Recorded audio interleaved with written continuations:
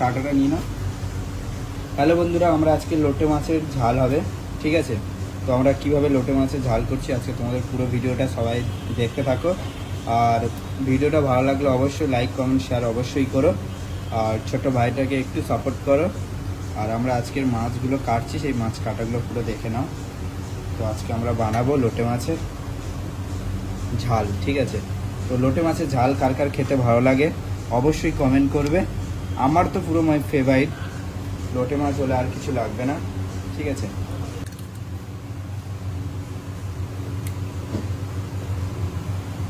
এবার আমরা লোটে মাছগুলো এবার আমরা একটু মাখিয়ে নেবো। হলুদ দিয়ে দেবো, একটু লবণ দিয়ে দেবো।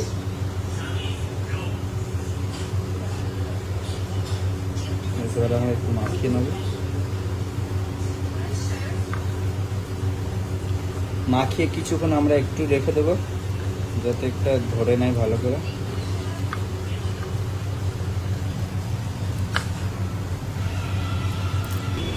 তো আমরা কী কী নিয়ে নিয়েছি দেখে নাও।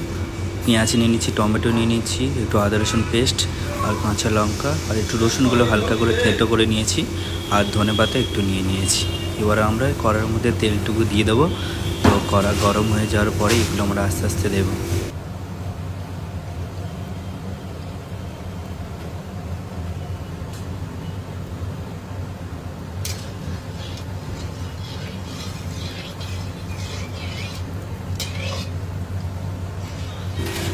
এবার তেল গরম হয়ে যাওয়ার পরে আমরা এবার ওর রসুন থাঁতাগুলোকে এবার একটু দিয়ে দেব। তো রসুন থাঁতাটা একটু হালকা ফ্লেভার ছাড়ানোর জন্য একটু হালকা একটু নাড়িয়ে নিতে হবে, তো যাতে ফ্লেভারটা ছাড়ায়।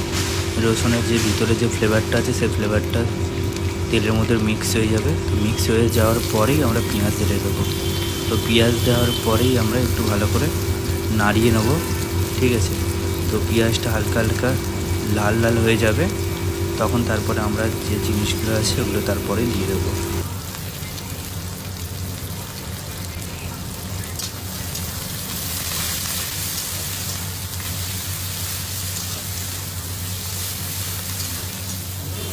তারপরে আমাদের পেঁয়াজ লাল হয়ে যাওয়ার পরে এবং আমরা কাঁচা লঙ্কা দিয়ে দিলাম।